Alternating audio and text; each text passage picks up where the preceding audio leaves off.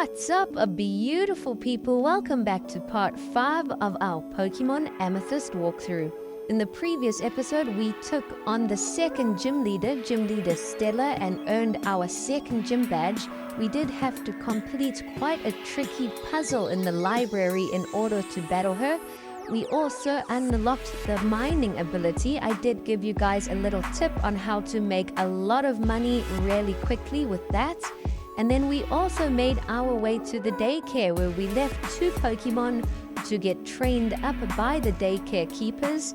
And we also found a really strong Ampharos in the wild. We ended up catching the Ampharos and picking up the Mega Stone for it. And then we arrived in Helio City, where we currently are.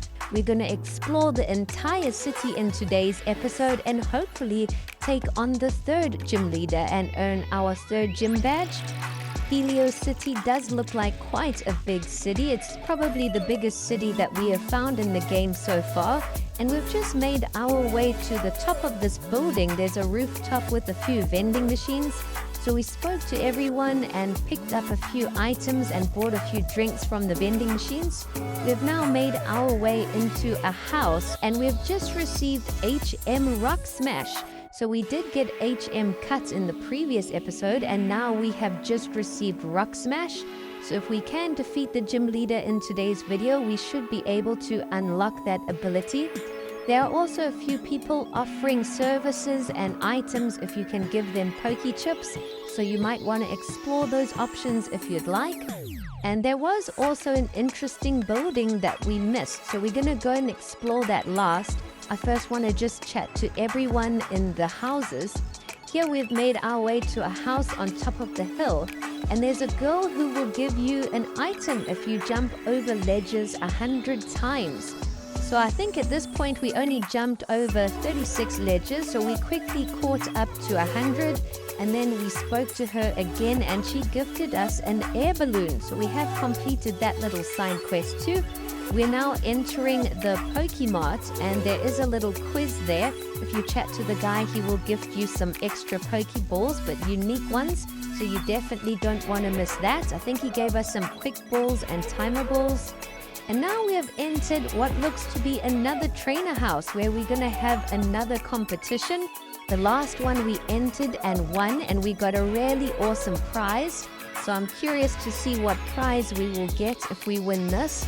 And it's amazing training for our Pokemon too. If we can defeat these 3 trainers, at least our Pokemon will get some extra experience, and then we'll be more prepared for the next gym leader.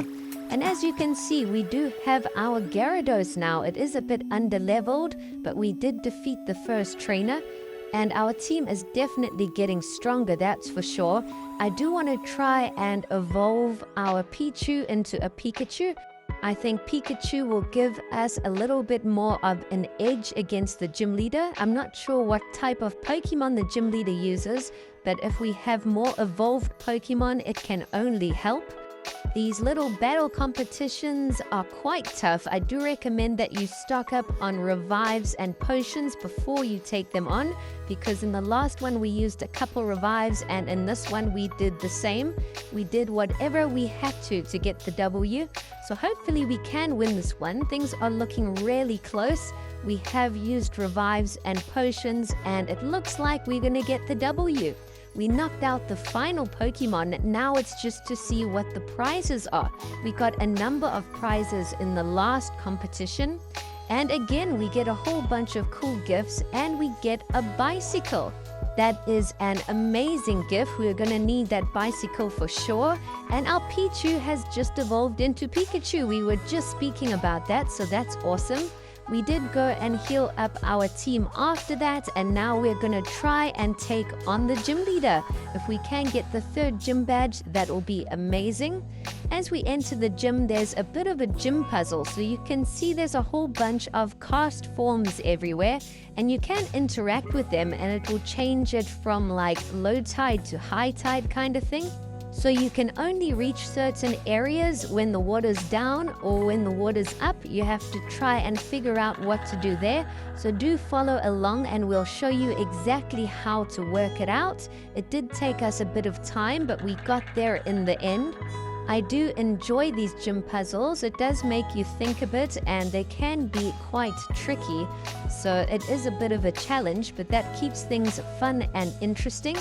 So now we have to go all the way around along the edges in order to reach the far right side.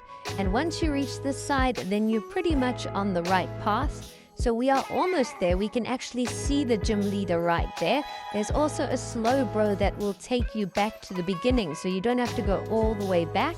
And I definitely recommend that you save before you take on the gym leader.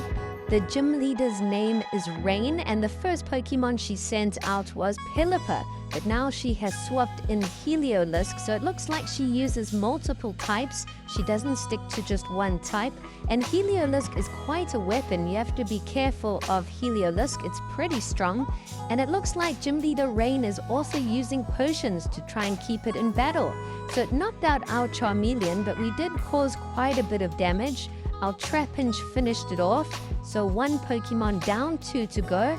She then sends out Pelipper again. So we send out our Gyarados to try and cause a bit of damage, but we still have our Pikachu, which would be super effective against Pelipper. I just want to try and see if we can win the battle without reviving any of our Pokemon. Our Pikachu is currently knocked out. Our Gyarados is doing a phenomenal job. It's slowly taking out Pelipper's HP. As you guys know, our Gyarados evolved recently and it hasn't learned any super strong attacks yet. We did just use a Hyper Potion to restore Gyarados' HP. We did knock out Pelipper and now the final Pokemon, Ferroseed. So it looks like we have got the W thanks to Gyarados. Gyarados really helped us a lot because its defense is pretty high. So we have earned the 3rd gym badge and also received a few TMs, which is really cool. After that, we're going to leave and heal up our team. We desperately need to heal up our team. So we run off to the Pokemon Center and heal up. And now I think we can use Rock Smash outside of battle, which is really cool. We head down south to Route 7 where there's a brand new route. There are some tough trainers here and some new Pokemon to find in the wild. We're going to try and explore and battle whoever we need to and pick up any items we find along the way. I am hoping that we will be able to reach the next town in today's video. And I also hope that the next town will have another gym leader.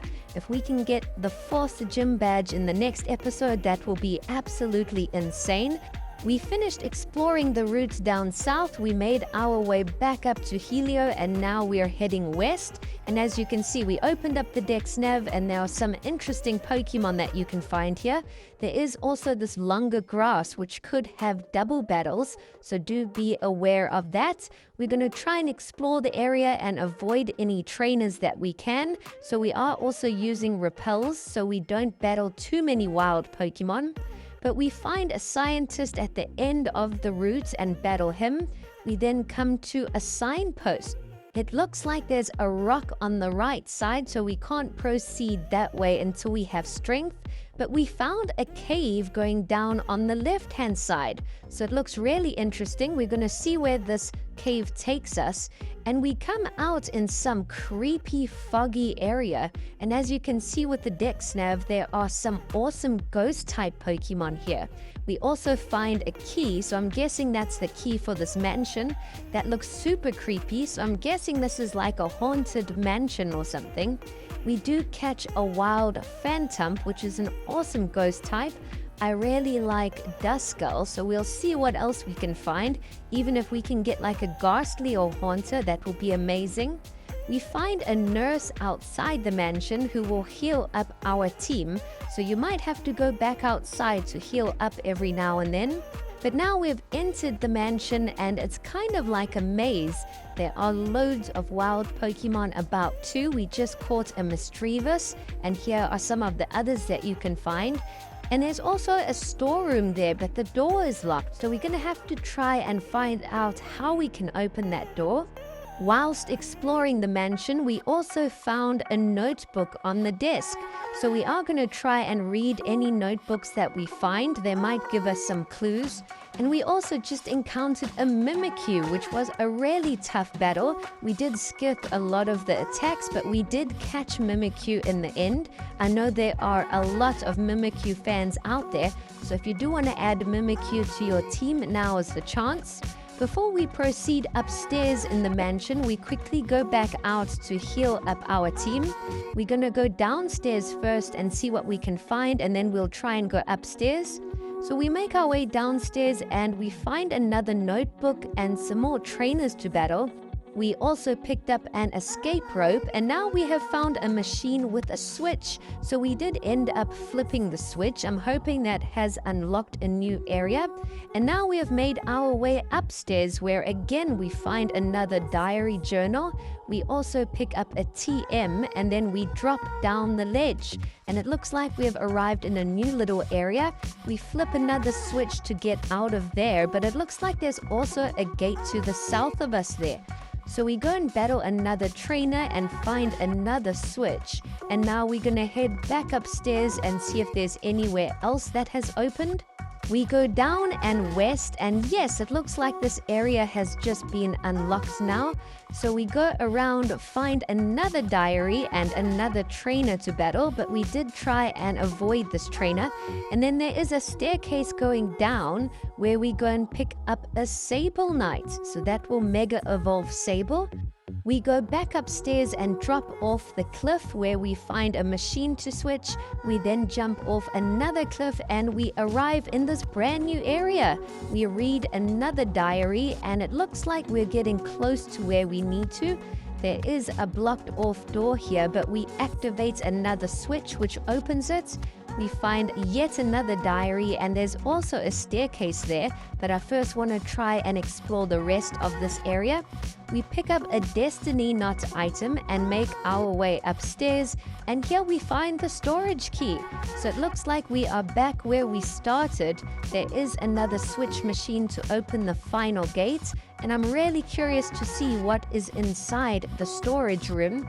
So it turns out the storage room is all about Rotom, which can be found in the mansion.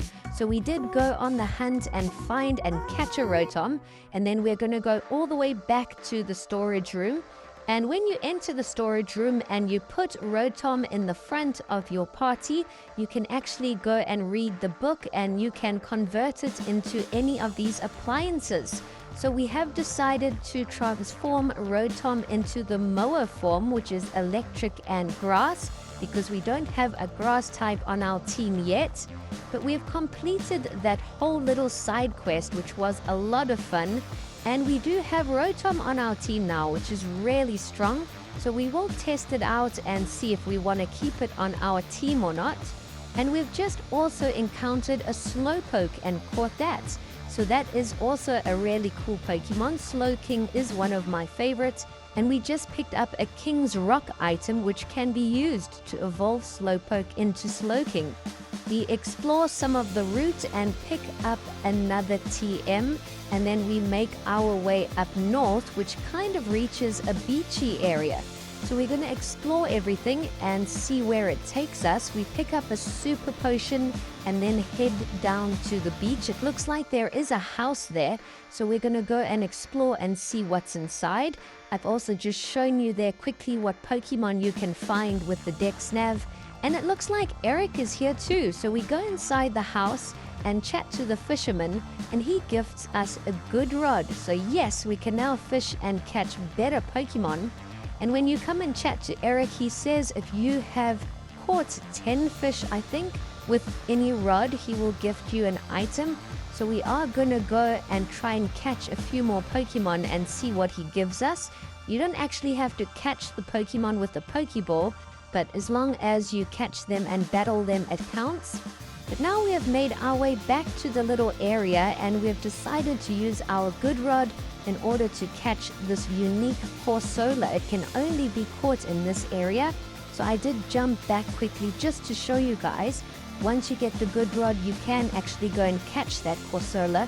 So I think it is quite a powerful and unique Pokemon. But now we're going to try and complete the quest that Eric set out for us. So we have caught 10 Pokemon, and as a reward he gifts us some netballs. So wow, this episode has been completely crazy. We completed the Ghost Spooky Mansion side quest, we caught a Rotom, we changed its forms, we got a good rod, we ended up catching Corsola, which is a pretty cool Pokemon.